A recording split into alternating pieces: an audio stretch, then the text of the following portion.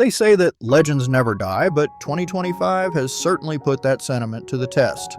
Every year, Hollywood says goodbye to a few stars, but this year felt different. It felt like the final chapter of a golden book was being written.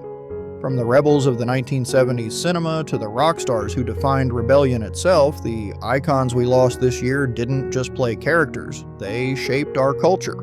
Today, we're looking back at the incredible lives and the final moments of the legends who left us in 2025. This is a tribute to the icons who defined generations.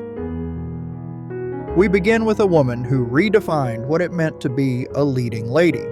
Diane Keaton. In early 2025, the world lost the quintessential Annie Hall.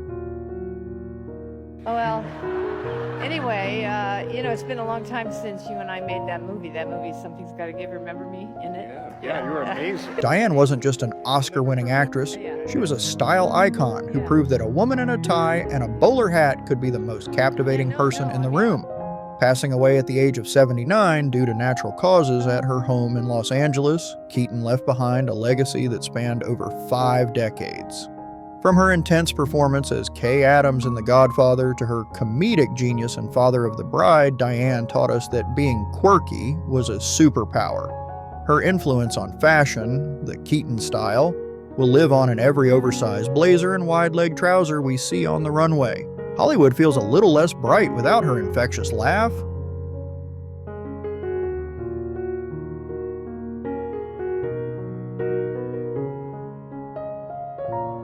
If Diane Keaton was the heart of the 70s, Robert Redford was its golden soul. Redford, the Sundance Kid himself, passed away in the autumn of 2025 at the age of 89.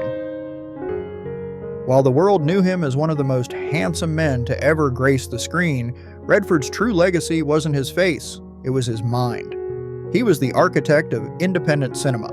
By founding the Sundance Institute, he gave a voice to thousands of filmmakers who didn't fit the studio mold.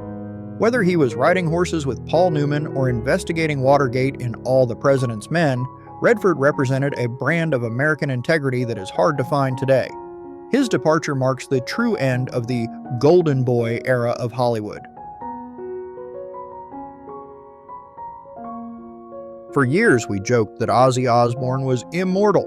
The Prince of Darkness survived things that would have ended anyone else. But in 2025, the heavy metal world stood still when the news broke that Ozzy had finally taken his final bow at age 76. After a long and very public battle with Parkinson's disease and various health complications, Ozzy passed away peacefully, surrounded by Sharon and his children. From the haunting riffs of Black Sabbath to the chaotic, lovable father we saw on MTV, Ozzy was the bridge between counterculture and the mainstream. He taught us that you could be an Iron Man and a vulnerable human being at the same time. The bats in Birmingham fly a little lower tonight.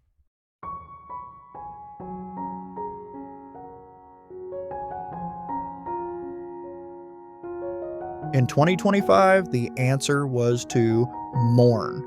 Hulk Hogan, the man who turned professional wrestling into a global phenomenon, passed away at the age of 71.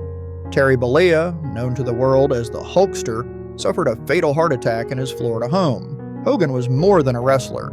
He was a 1980s superhero. He was the face of Hulkamania, urging kids to eat their vitamins and say their prayers.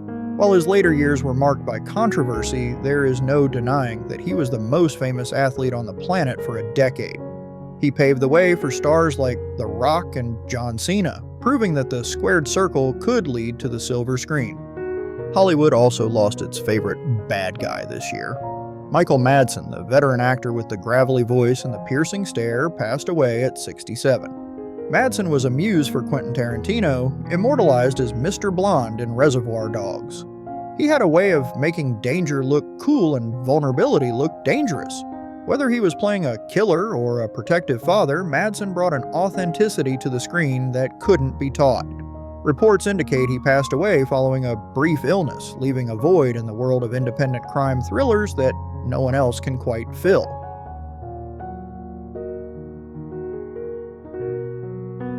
Perhaps one of the most shocking losses of 2025 was the untimely passing of Michelle Trachtenberg at just 39 years old. Known to millions as Dawn Summers on Buffy the Vampire Slayer and the iconic villain Georgina Sparks on Gossip Girl, Michelle was a staple of millennial pop culture. Her sudden death, attributed to complications from a long-standing private health battle, sent shockwaves through social media. She grew up on our screens, transitioning from a child star to a versatile actress. For a generation of fans, she wasn't just a celebrity. She was a part of their childhood.